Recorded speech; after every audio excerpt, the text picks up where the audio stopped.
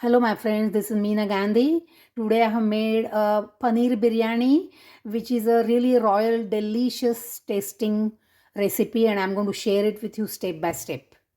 So, for Paneer Biryani, I got one measuring cup basmati rice. Then there is 1.5 cup thinly chopped onion.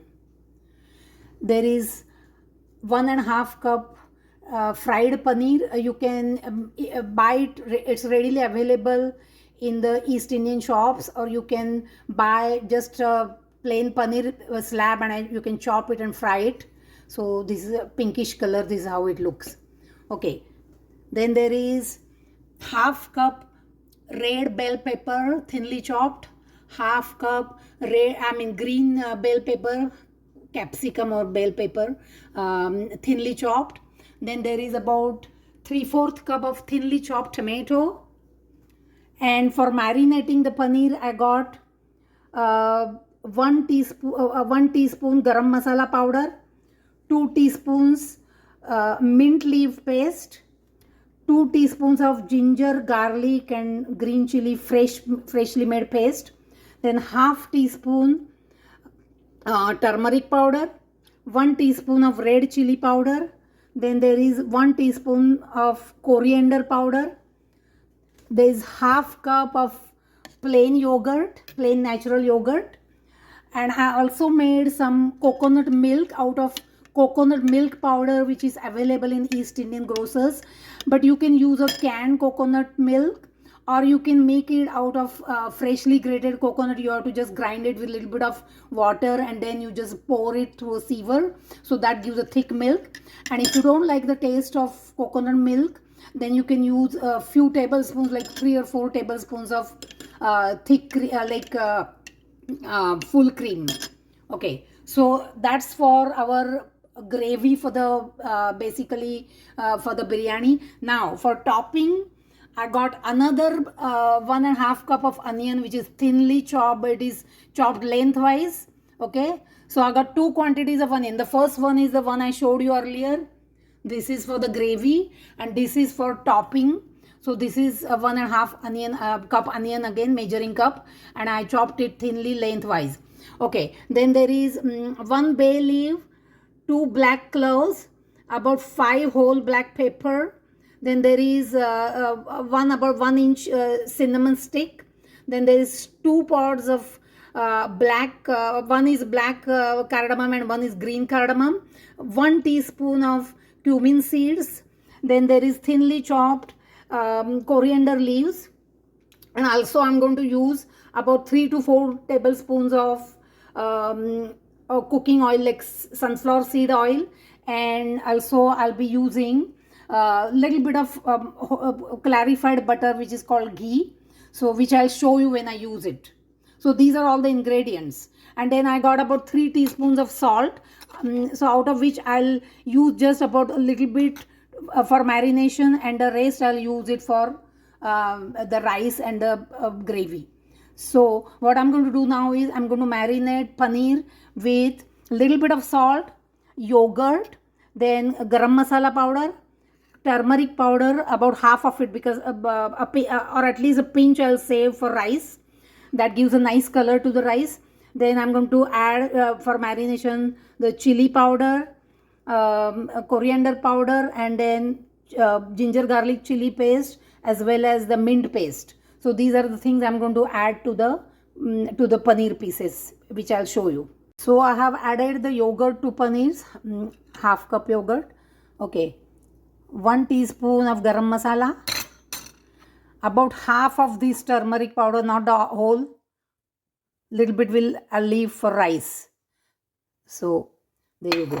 Then the chili powder I'm going to add to this, 1 teaspoon. 1 teaspoon of coriander powder, which is dhania powder. Then the mint leaf paste, which is about 2 flat teaspoons. And I'm going to add the green paste, which is green chilies, ginger and garlic, all taken equal amount, added a little bit of water, and I grind it. I can use that paste for a few different recipes, so I make a little bit extra, and then I just took 2 teaspoons from that. Flat teaspoons, not hipped. And then salt. So I'm going to marinate and mix it nicely, marinate it at least 30 to 40 minutes before I make the biryani. Spices with the paneer. This is Indian cheese, the paneer is. So now I'll wash the rice.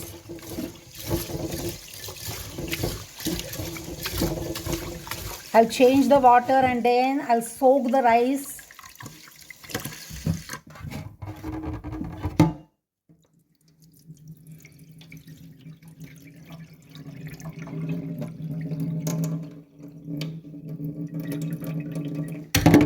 I'll change the water at least twice.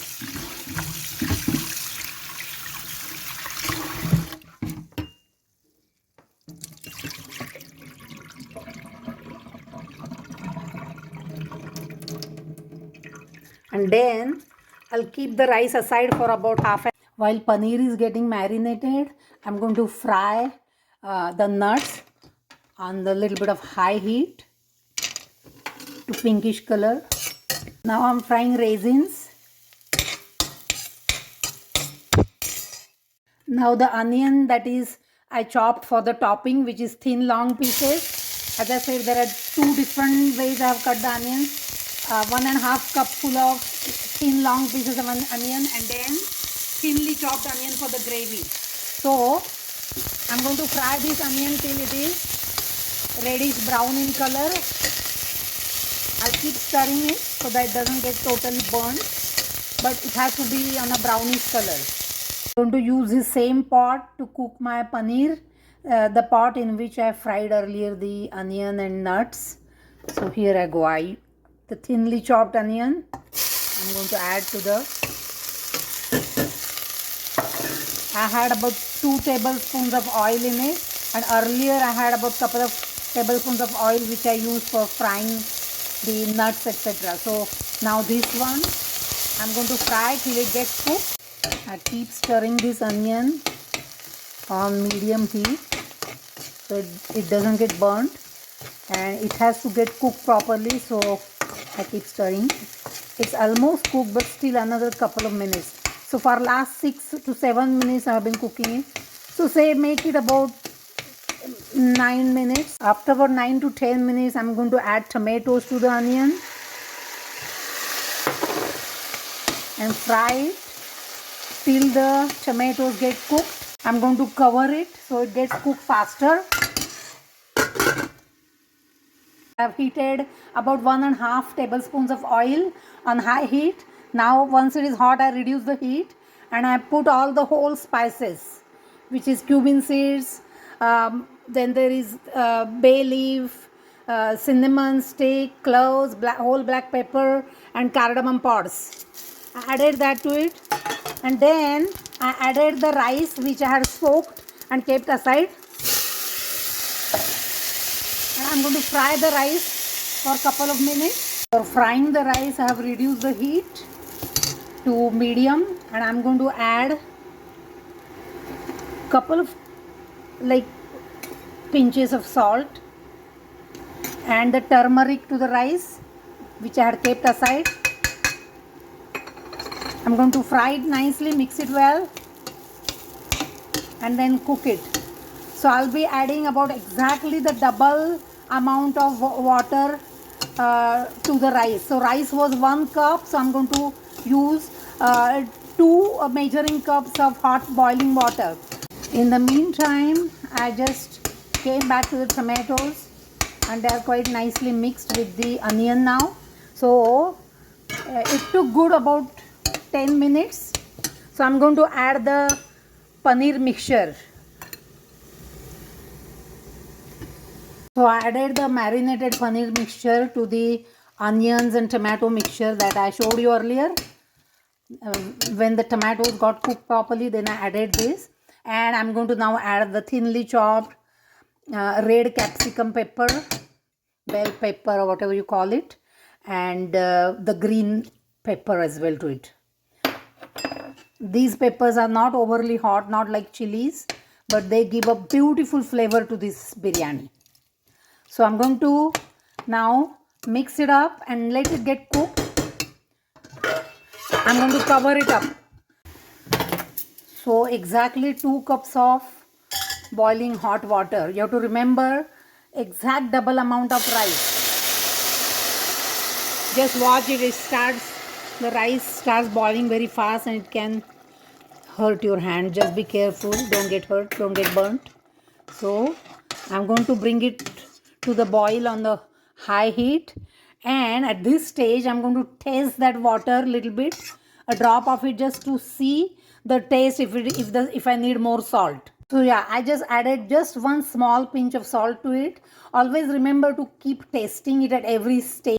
Once it comes to the boil, then after about 2 to 3 minutes, I'm going to reduce the heat to minimum and keep it covered for about another, say, 7-8 minutes, and then put the heat off. I got an electric cooking range. If you got a gas cooking range, then just watch it. Don't overcook it. You have to make sure that the rice is not overly cooked. Otherwise, it doesn't taste good, the biryani. Okay, it's now boiling very well and the water has reduced. You can see the holes where you can see the bubbles coming. So at this stage, I'm going to make the heat minimum and I'm going to cover it up. Paneer has been cooked very well, so I'm going to add the coconut milk.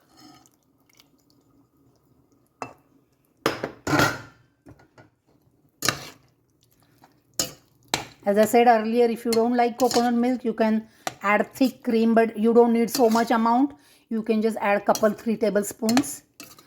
For this biryani, this particular paneer preparation has to be a little bit on the loose side. It can't be too dry because it gets absorbed later on in the rice.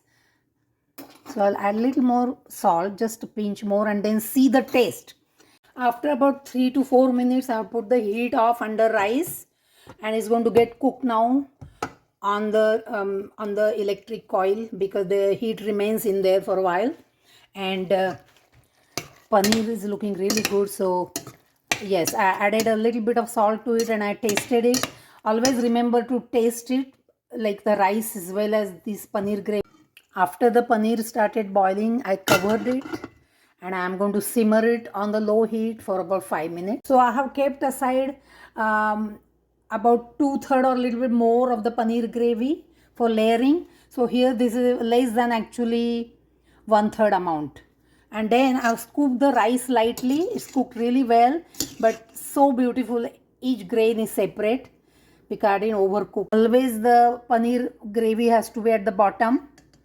And then you add rice. Flatten it up a little bit.